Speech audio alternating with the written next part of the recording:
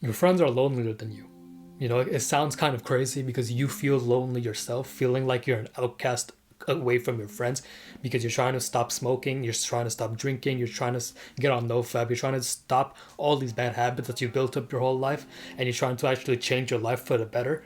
But it's like your friends like don't kind of see it, and it's making you feel lonely. It's making you feel like, bro, why don't my friends actually like accept me for who I am? Why do I feel like I'm so left out compared to everybody else? Those people who you think are leaving you out, they're more lonely than you are. We all have this conception of fun where we think if you're sober and you're doing something, you're not having fun.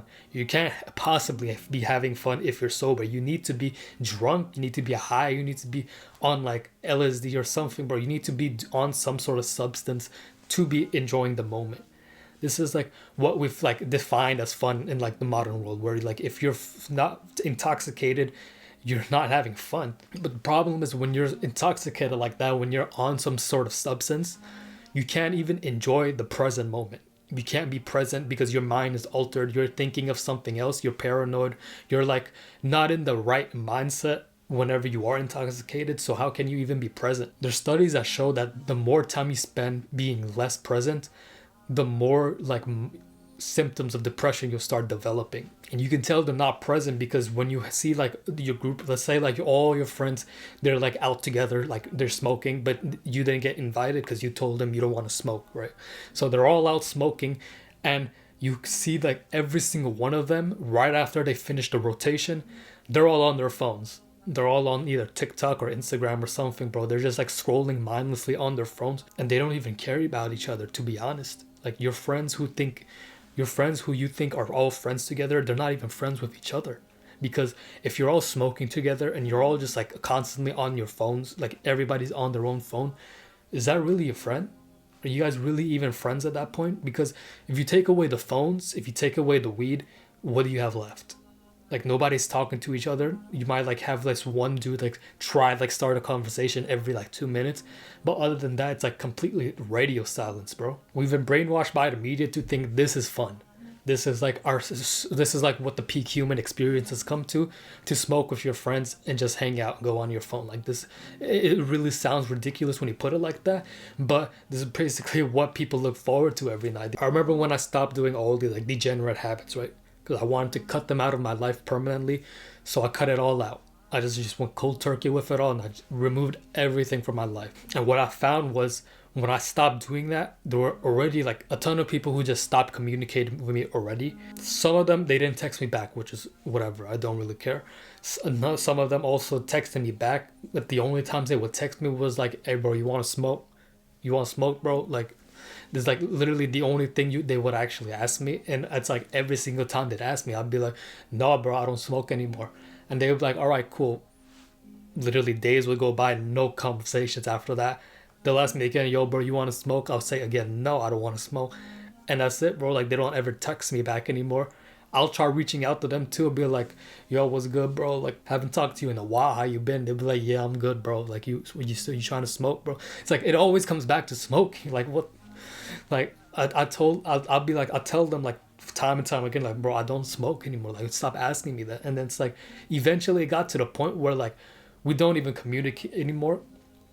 The only reason why we were communicating was because we were associated with substances, bro. Like if you took out the weed, if you took out the video games from your video games friends, y'all wouldn't talk to each other anymore. You take out the weed from your stoner friends, y'all wouldn't smoke anymore, y'all wouldn't hang out anymore. If you take the drinks away from the bars, bro, like nobody would be at the bars if there's no drinks. Nobody will be meeting each other if there's no alcohol and stuff, you know? So it's like we're so dependent on these substances that people just want to be associated with other people who are on the substances. They don't want to be your friends. They just want to find other people to do this substance with. And so when you see that all these people are out, that they're out partying, they're out smoking, whatever, you see them on these, like your IG stories, are they really having fun? Or are they just posting these pictures for more social validation from other people telling them, "Bro, that looks so lit, bro," so that they can have other people join them and smoke with them? More smoking association buddies, you know? And they might look like they're having fun, but they're really not. It's probably eating away at them from the inside. Because from like the outside looking in, it looks like they're having a lot of fun, right? Depends who you ask, depends on your definition of fun. Me, my definition of fun is literally staying home and reading a book, bro, or spending time with my family. This is what I call fun.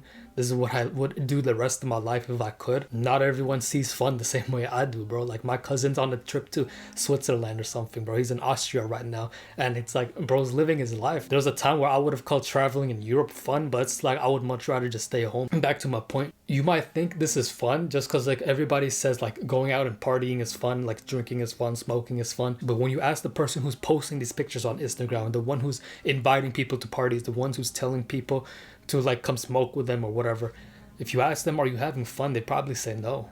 If anything, they'd probably be miserable. The same people who will call you weird for not drinking and smoking will ask themselves, why do I feel so miserable when I'm smoking and drinking? These people are not having fun. These people don't really enjoy their lives, because you have to be a certain type of miserable to be hating on somebody else doing better than you in life. Because normal, healthy people don't do that.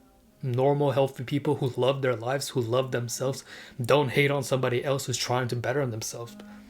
And if you think they do, then you have a really messed up definition of your friends, because your friends would be supporting you. Your friends would actually be there by your side if they really cared about you. They wouldn't just brush you off and forget about you like you were nothing to them.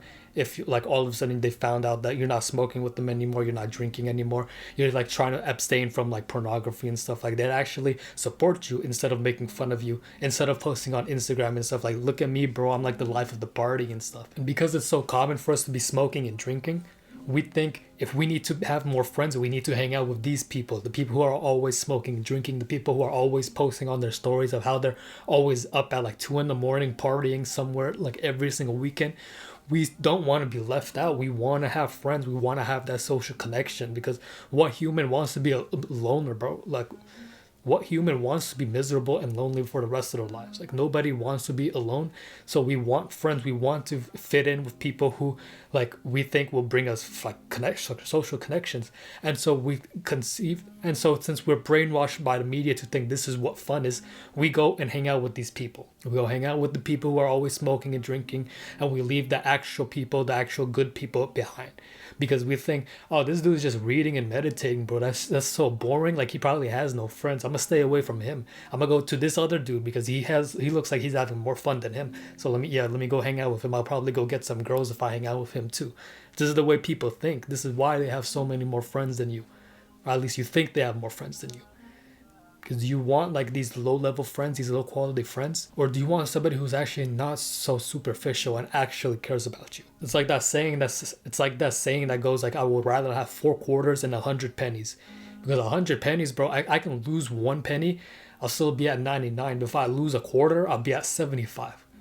So it's like you would much rather have quality over quantity. These quality friends are a lot better than you than these like low quality people that are easily replaceable. And if you can easily replace them, they can easily replace you. So that's why toxic people seem like they have more friends than you.